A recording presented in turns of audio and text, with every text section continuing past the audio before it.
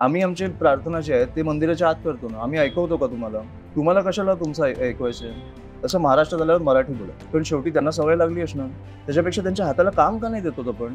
पण 2019 मध्ये जे झालं ते भीषण झालं. तर आम्ही सत्तेत असूच. त्याच्यामुळे हे टोल नाके चालू होणारच नाही.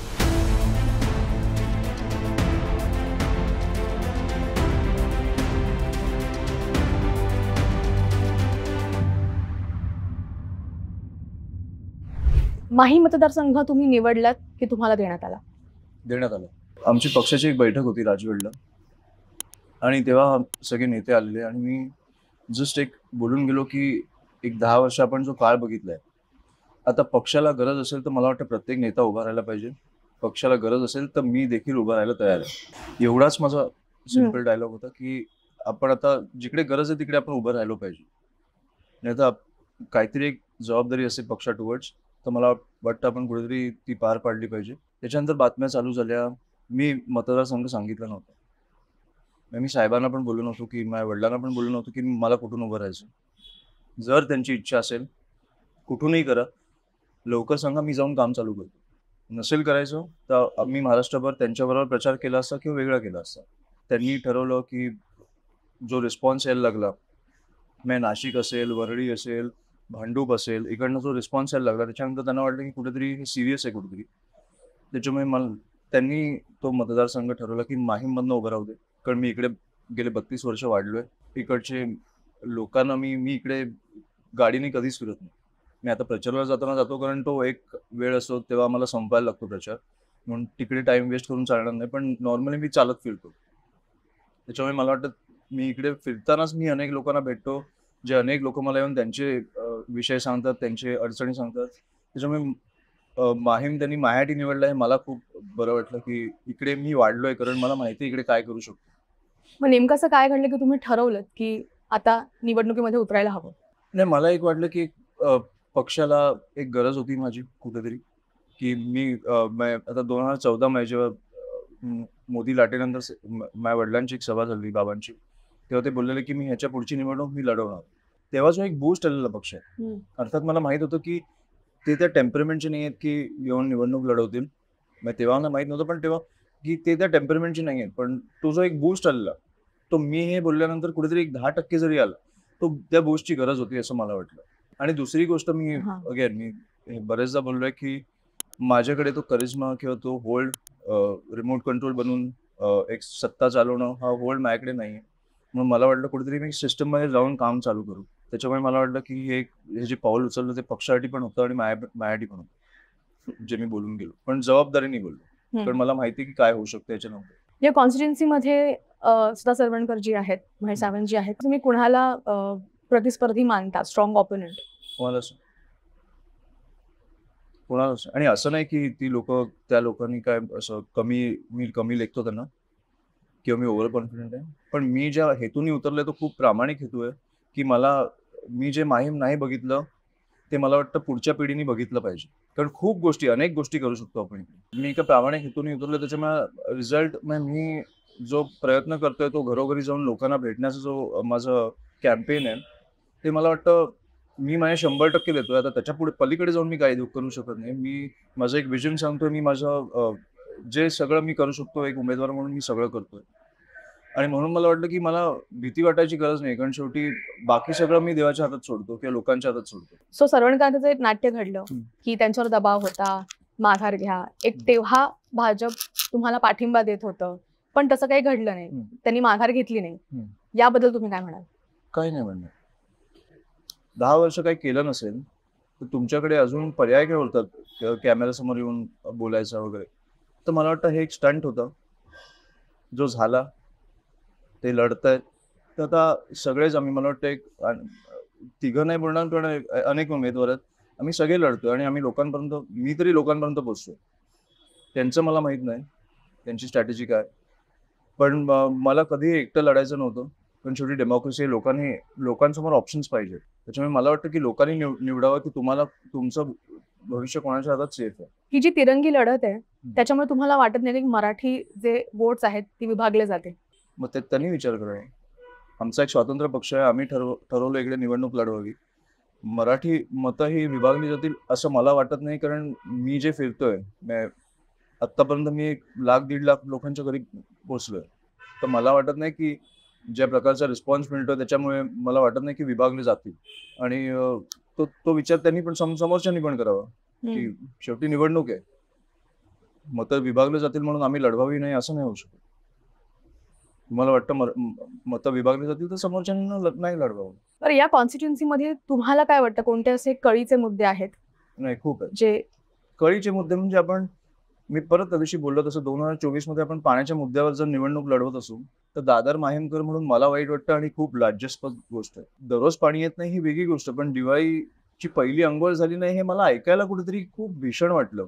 मग ते हिट झालं मला, की अरे अशी परिस्थिती आहे. त्या दिवशी मी एका ठिकाणी गेलो कोळीवाड्यात, तिकडे मला बोलले की आमच्या नळाला गटाराचं पाणी येतं.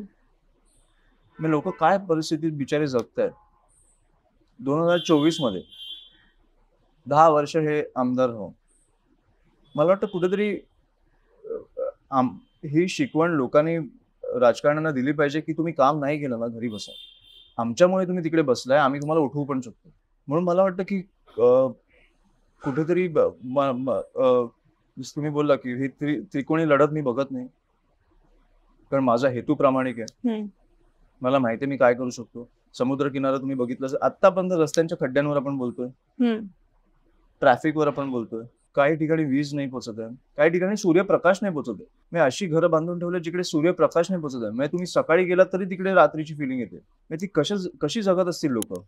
बरं, तिकडे काय अपघात झाला किंवा काय वाईट झालं, बरं वाईट झालं कोणाचं तरी, ॲम्ब्युलन्स कशी पोहोचेल, ह्या गोष्टींचा विचारच नाही केलाय कोणी. मला वाटतं स्क्रॅच पासून स्टार्ट करायला लागणार आहे. पण जे मुद्दे आहेत ते मला वाटतं पहिल्या 6 महिन्यात ते 1 वर्षात मला वाटतं हे मुद्दे सुटू शकतात.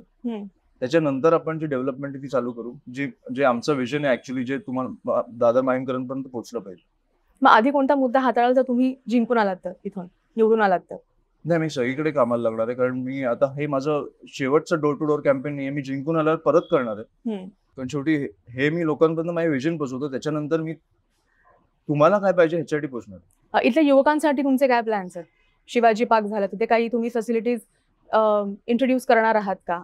आता हे रेंट्रीज जर तुम्ही बघत असाल शिवाजी पार्कची, 2015 मध्ये ते मरत होते कारण त्यांना एक मिलीबग नावाचा रोग लागलेला. आपण सिंगापूरवरनं एक लेडीबर्ड नावाचा किडा मागवला जो तो रोग खातो. त्याच्यामुळे हे सगळे रेंट्रीज वाचले. नाही तर सगळी मेलेली झाडं असते शिवाजी पार्कच्या भोवती आपण जिकडे चालतो. तर ही मोठी गोष्ट नाही वाटत का आपल्याला? किंवा रेन वॉटर हार्वेस्टिंगचा विषय जो नितीन सरदेसाई सरांनी केलेला त्यांच्या काळात, 1 लाख लिटर पाणी जमायचं तिकडे, आणि त्याच्यामुळे ती आजूबाजूची खालची जी झाडं आहेत त्यांना पाणी मिळायचं. तर मला वाटतं ह्या गोष्टी, किंवा क्रिकेट पिचचं तुम्ही घ्या, भीषण परिस्थिती आहे अख्ख्या ग्राउंडची. कोण कुठे क्रिकेट खेळतंय, कोणाचा कॅच कोण पकडतंय काय कळतच नाही. की लाल मातीचा विषय आहे. परत तुम्ही बोलाल की हे छोट्या गोष्टी आहेत, ह्याच्याने फरक नाही पडत, पण ह्या वयात समजा माझ्या मुलाला ॲस्थमा झाला, ते आता कशामुळे तरी झाला ना, तुम्ही कुठेतरी पोल्युशन होतंय, काहीतरी होतंय, ह्या पोल्युशनचा फरक तुम्हाला डिरेक्टली नाही कळत जोपर्यंत तुमच्या आयुष्यात काहीतरी घडत नाही. लंग कॅन्सरचे प्रमाण काय वाढलंय आपल्या शहरात, आधी नव्हतं असं. आपल्याला कळायला पाहिजे झाडांची काय एक व्हॅल्यू आहे, ह्या हवेची काय एक व्हॅल्यू आहे, हे जे निसर्गाने आपल्याला दिलं ह्याची व्हॅल्यू आपल्याला कळायला तर पाहिजे. त्याच्यामुळे तरुणांसाठी तर खूप करायची इच्छा आहे, पण बेसिक गोष्टी तर पोहोचल्या पाहिजे. फिटनेस लेवलला, मेंटल वेलनेस साठी काय तुमचे प्लॅन्स आहेत का? असं मी तुम्हाला नाही सांगू शकणार, ते मला वाटतं आल्यावर मी करेन. पण ही मला वाटतं एक फिटनेस आणि मेंटल हेल्थची एक मोठं उदाहरण आहे. किंवा समुद्र किनारा घेतला, अनेक गोष्टी करता येऊ शकतात तिकडे मेंटल हेल्थसाठी. पण तिकडे तुम्ही आता गेलात तर तुमची हेल्थ बिघडेल असं आहे, कुठेतरी काहीतरी रोग घेऊन परत याल. किंवा तिकडे गर्दुल्ले बसले असतात, कचऱ्यासाठी मला वाटतं लोक पण तेवढीच जबाबदार आहेत. आणि जो त्यांनी एक डिसिप्लिन पाळलं पाहिजे की शेवटी तो कुठेतरी हे शहर आपलं आहे, हे राज्य आपलं आहे असं वाटलं पाहिजे लोकांना. ते सरकार पण जबाबदार आहेच, की वाटून देत नाही. की एवढा कचरा असेल तर मी एक पॅकेट टाकलं तर काय फरक पडतो. कचरा साफ करणं सरकारची जबाबदारी आहेच, पण कचरा न करणं ही आपली पण. त्याच्यामुळे मेंटल हेल्थ वगैरे ह्याच्यासाठी तर आपण काम करणारच आहोत. म्हणून मला वाटतं की 5 वर्षांनी तुम्ही याल तेव्हा मला वाटतं आपण बोलू शकू याच्यावर. महायुती आणि महाविकास आघाडीच्या योजनांबद्दल तुमचं काय मत आहे? कुठच्या योजना? लाडकी बहीण योजना, जे जे फ्रीबीज येत आहेत, जे नाही, मला पैसे. नाही पटत, हम्म. अजिबात नाही पटत. बरं, हे लाडकी बहीण जी आहे, सगळे फुकट पैसे देतोय आपण, 1,500 वगैरे देतो, किती वेळ तुम्ही चालू ठेवणार आहात? मला एक कागदावर लिहून देऊ शकतात, कोणी कुठचाही मंत्री लिहून देऊ शकतो आणि साईन करू शकतो की मी 5 वर्ष, पुढची 5 वर्ष, 10 वर्ष हे चालू ठेवणार आहे. कोणी काही आकडा सांगतोय. बरं, ते जे आपण पैसे देतोय लाडकी बहीण योजनेनं ते थांबले तर त्या बिचाऱ्या बहिणींचं काय होणार आहे? पण शेवटी त्यांना सवय लागली असणार. त्याच्यापेक्षा त्यांच्या हाताला काम का नाही देतो आपण? तुम्ही माहीम दादरचे आहात? नाही. नाही. इकडे आपल्या एक कोळीवाड्यात महिला बचत गट होतं, जे उत्तम, त्यांचा एक कोळी फेस्टिवल टाईप लागायचं.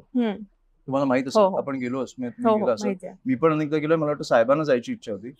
ते निवडणुकीच्या आधी बंद केलं. उत्तम जेवण बनवायचे, लोकांचं पोट भरायचे, स्वतःचं घर त्याच्यावर चालायचं, का बंद केलं? अशी योजना का नाही आणत आपण? असं प्रोत्साहन का नाही देत आपण महिलांना? बरं, कोणालाही फुकट पैसे नको, त्यांना काम करायची इच्छा आहे, हाताला काम तर द्या. म्हणजे मार्गारेट थॅचरचा एक सुंदर डायलॉग आहे, if you are getting something for free, it is coming out of someone else's pocket. हे नेते लोक घरचे पैसे नाही देत. कधीतरी हे थांबणार आहे, कधीतरी एक्सप्लोर होणार आहे. तर मला वाटतं उगाच कशाला आपण खोटी आश्वासनं देतोय. आणि थांबल्यानंतर जर त्यांना ती फुकट पैसे घ्यायची सवय लागली असेल, कुठेतरी ते हँडिकॅप होतील की आता काय करू मी. आणि मला असं नको आहे, कारण आपल्या महिला सक्षम आहेत, काम करायला तयार आहेत.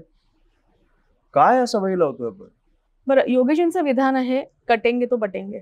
मी या विधानांवर बोलत नाही, कारण ते शेवटी त्यांचा एक स्वतंत्र पक्ष आहे, त्यांना बोलायचं ते बोलू शकतात. नाही, ऍज अ कॅन्डिडेट तुमचं किंवा एक ऍज अ. नाही, मी बघत नाही, कारण मी माहीम दादर आता फिरतोय प्रभादेवी, त्यामुळे मी ह्या विधानांकडे बघत नाही. या विधानांचा अर्थ काय मला माहित नाही. बरं, जातीचं राजकारण होतंय का असं वाटतं तुम्हाला? पोलरायझेशन ऑफ वोट्स खूप, आणि खूप भीषण लेवलला होतं. कोणतं पक्ष किंवा सरकार यासाठी जबाबदार आहे? कोणता पक्ष म्हणूया आपण? नाही, मला वाटतं आता लोकांनी तो विचार केला पाहिजे कुठचा पक्ष. आणि ते मी पक्षाचं नाव नाही घेणार, पण मला वाटतं हे होतंय आणि खूप प्रॉमिनंटली होतं.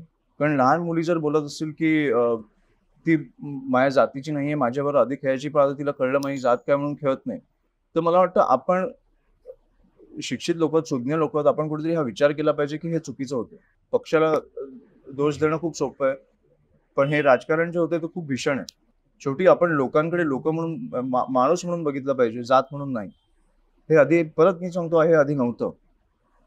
मला वाटतं बाबांनी त्याचे भीषण उदाहरण दिलं. मला ते ऐकायलाच कसं तरी वाटलं की एका ठिकाणी एका घरात एका जाती कोणतरी वारलेलं आणि ते खांदा द्यायला 3च खांदे होते. बाकीचे सगळे वेगळ्या जातीचे होते, पण ते खांदा द्यायला तयार नव्हते. म्हणून त्यांना वाट बघायला लागली की माझे नातेवाईक कधी येत आहेत बाहेरगावून, जे काही त्यांच्या वेगवेगळ्या जिल्ह्यातून, म्हणजे त्यांना 4था खांदा मिळेल. इतर जातीचे ते प्रेत उचलायला तयार नव्हतं. अशी परिस्थिती आपण आणून ठेवली, तर मला किती खूप घाण आहे. जातीमध्ये आहेच आणि हिंदू मुस्लिम मध्ये पण पोलरायझेशन फार वाढलंय. भाजपचं म्हणणं आहे की महाविकास आघाडी जबाबदार आहे. लोकसभेमध्ये पण पाहिलं की मायनॉरिटीशी वोट्स कमी मिळाले, कारण कुठेतरी पोलरायझेशन वाढलेलं. पण आता त्यांचं असं म्हणणं आहे की हे सगळं महाविकास आघाडीमुळे झालंय. तुम्ही ऍज अ मनसे म्हणून तिकडे कसं बघता? परत मी सांगतो, मी धर्म हा माझा हिंदू आहे. मला त्याची रक्षा करता येते, मला त्याचं संरक्षण करता येतं. इतर धर्मांनी आम्हाला उगाच करून ते काय उंगल्या करायला जाऊ नये. बाकी आम्ही तुमच्या धर्माचा रिस्पेक्ट करतो, तुम्ही आमच्या धर्माचा रिस्पेक्ट करा. उगाच तुमची ताकद दाखवायला जाऊ नका. आमचा मुद्दा एवढाच आहे. जर इकडे माणूस म्हणून तुम्ही कुठच्याही जातीचे असाल, कुठच्याही धर्माचे असाल, जर तुम्ही महाराष्ट्राला मानताय, मराठी भाषेला मानताय, आमच्या लोकांना मानताय, यू आर ऑलवेज वेलकम. नाही, तुम्ही अजानचं घेतलं, भोंगे बंद करणार. हे मुसलमान बांधवांना बघितलं तिकडे त्रास होतो. त्यांनी येऊन माझ्या वडिलांना सांगितलं की माझा मुलगा आजारी असतो, तिकडे अजान कधीही वाजते, आउट ऑफ डेसिबलच्या बाहेर वाजते, आणि म्हणून माझ्या मुलाला झोप नाही लागत. हे तिकडच्या लोकांनी येऊन माझ्या वडिलांना सांगितलं. हा सोशल कॉज आहे, याच्यात तुम्ही धर्म आणू नका. ते बंद झालेच पाहिजे.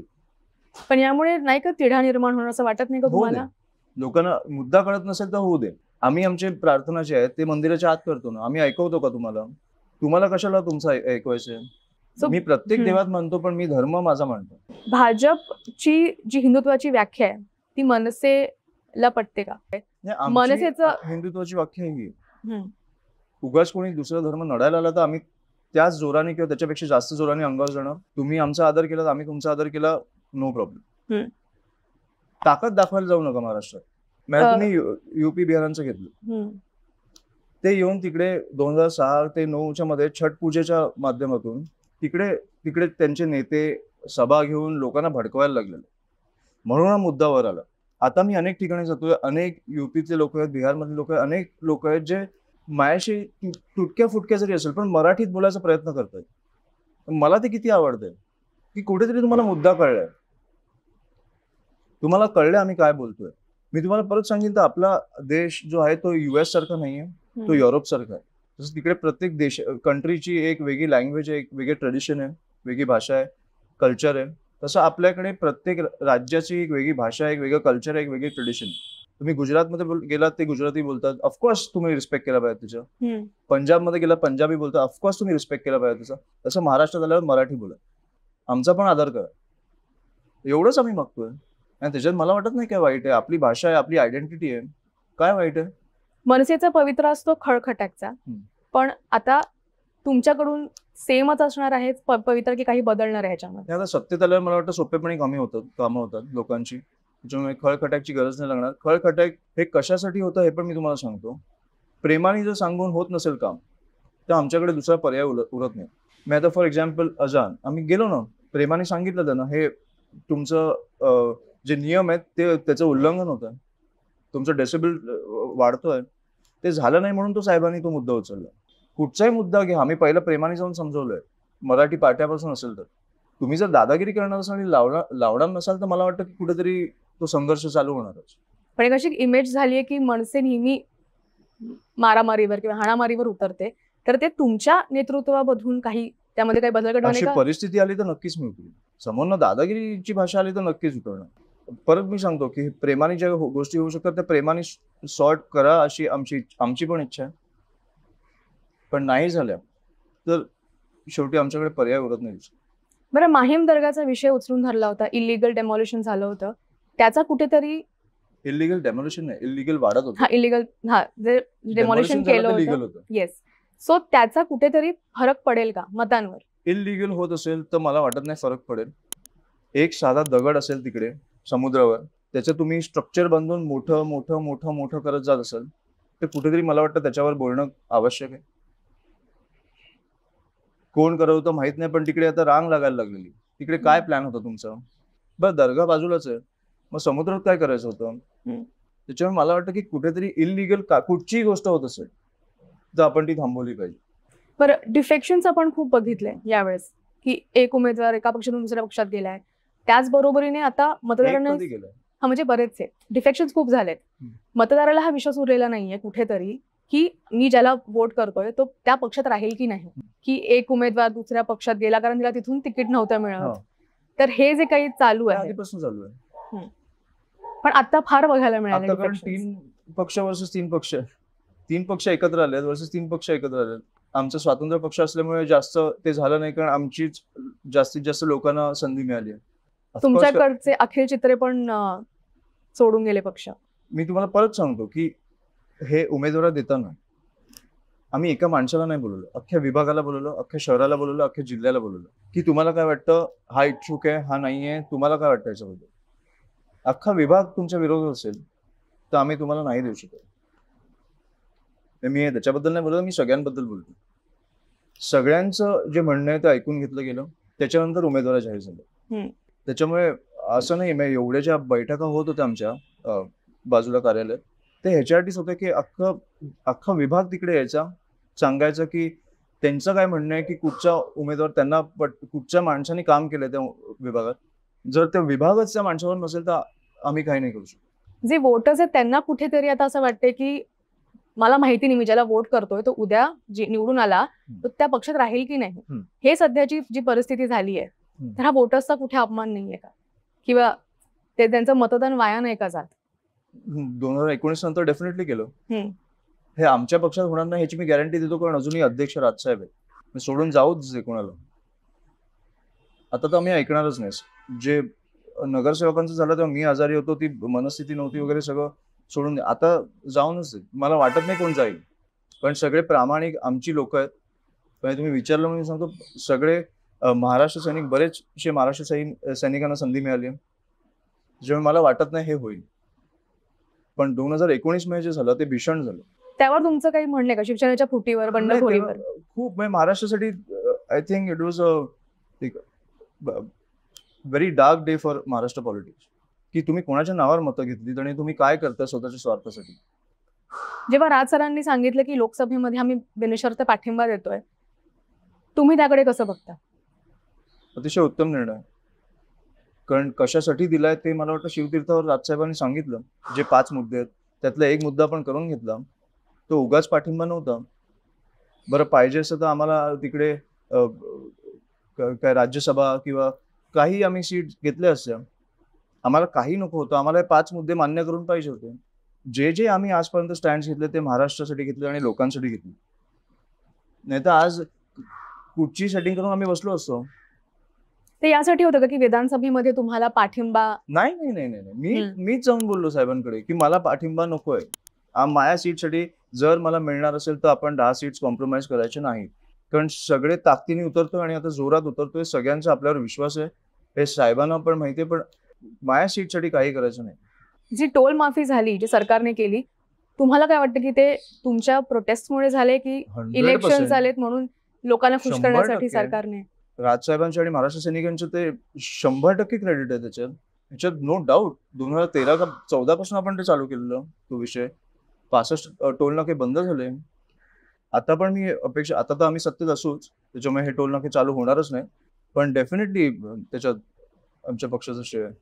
टोल सारखंच मनसे पॉटहोल्स विषयी काही अग्रेसर भूमिका घेणार आहे का? कारण अजूनही रस्त्यावर खड्डे आहेत, अजूनही ऍक्सिडेंट होत आहेत. त्यासाठी मनसेचा काय मुंबई स्टँड कोकणाचा असणार आहे? जो मार्ग, जो आपला हे रस्ता निघालाय त्याच्यावर आपण आंदोलन घेतलंय अनेक ठिकाणी. म्हणजे तुम्ही आता परत आम्ही सांगतो की आंदोलन घेऊन ना, केसेस घेऊन त्यापेक्षा आम्हाला सत्तेत बसवा.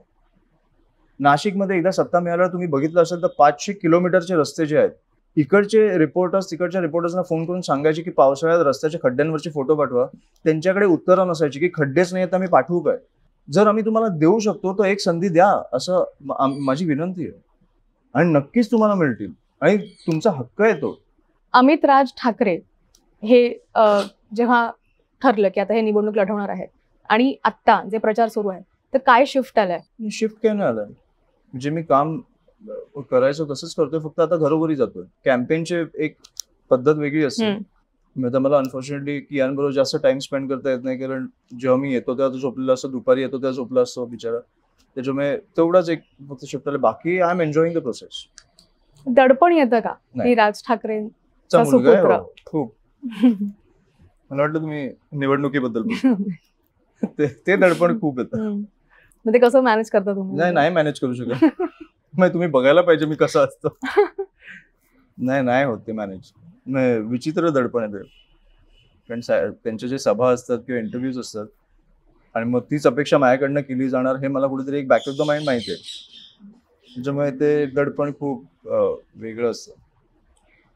बरं, प्रिया सरवणकरांचं म्हणणं होतं की तुमचा जो चेहरा आहे तो फक्त मूवीज साठी बरोबर आहे. धन्यवाद. कॉम्प्लिमेंट आहे इथं. चांगली गोष्ट आहे ना. मी असा कोणतरी एक चांगला चेहरा येऊन तुमचं काम करत असेल तुमच्या विभागात. बरं, इंस्टाग्रामवर तुम्ही असं लिहिलं की नेतृत्व हे कर्तृत्वावर, वारसावर नाही. हे का म्हणावं असं वाटतं? कारण मी अनेकदा हे नेपोटिझमचं जी गोष्ट आहे ती बघितली आहे. हे प्रश्न पण अनेकदा आलेत. माझं असं म्हणणं आहे की आपण फक्त आम्ही पब्लिक लाईफमध्ये असो, पॉलिटिशियन्स किंवा फिल्म स्टार्स, म्हणून मला वाटतं ते नेपोटिझमचा प्रश्न आम्हाला सतत विचारला जातो. पण जर तुम्ही बघितलं तर डॉक्टरचा मुलगा डॉक्टर होतो, आर्किटेक्टचा मुलगा आर्किटेक्ट होतो, फोटोग्राफरचा जी मुलं असतात ती फोटोग्राफीमध्ये जातात. अनेक असे आपण बघितलेत की मुलं जे वडील करतात किंवा आई करते त्या क्षेत्रात जाणं प्रेफर करतात. आमचं क्षेत्र हे डिफिकल्ट काय तुम्हाला सांगतो, पण हे पब्लिक लाईफ मधलं क्षेत्र आहे. लोकांनी ठरवलं तर आम्हाला चालवू शकतात किंवा आम्हाला घरी बसू शकतात. फिल्म स्टार्सचं पण तसं आहे की लोकांनी ठरवलं तर तुमचे पिक्चर चालणार, लोकांनी नाही ठरवलं तर घरी बसा. आणि अनेक असे आपण फिल्म स्टार्स बघितले असतील किंवा राजकारण्यांची मुलं बघितली असतील जे घरी बसले. त्याच्यामुळे कुठेतरी लोकांनी स्वीकारलं तर मला वाटतं हे काम केलंच पाहिजे, कारण शेवटी माया वडिलांनी तरी एवढा मोठा पक्ष काढलाय, प्रामाणिक हेतूनी काढलाय, काहीतरी राज्यासाठी करण्यासाठी काढलाय. तर मला वाटतं की कुठेतरी माझी एक 5% मदत झाली तरी मला वाटतं की कुठेतरी ती मोठी गोष्ट आहे माझ्यासाठी. तर मला ऑलवेज वाटतं की जायच्या आधी काहीतरी जे जसं आलोय त्याच्यापेक्षा काहीतरी बेटर सोडून गेलो पाहिजे. बरं, मी तुम्हाला काही नेत्यांची नावं सांगते. त्याच्यामध्ये तुम्हाला एक सिंगल ट्रेट जर घ्यायचं असेल, चांगला गुण, तर तो कोणता असेल? You can answer it in 1 word किंवा 1 सेंटेन्स कसेल. Balasaheb Thackeray, charisma, Sharad Pawar, hard work, Eknath Shinde, grassroot लेवलवर उद्धव ठाकरे, काय देवेंद्र फडणवीस, ऍडमिनिस्ट्रेशन आणि किपिंग युअर पार्टी लाईक सगळ्यांबरोबर to connect. Narendra Modi again leadership, आणि राज ठाकरे. ऑल ऑफ राष्ट्र. Charisma, leadership, hard work, everything I want take from you. तुम्हाला निवडणुकीसाठी खूप खूप शुभेच्छा. धन्यवाद. थँक्यू.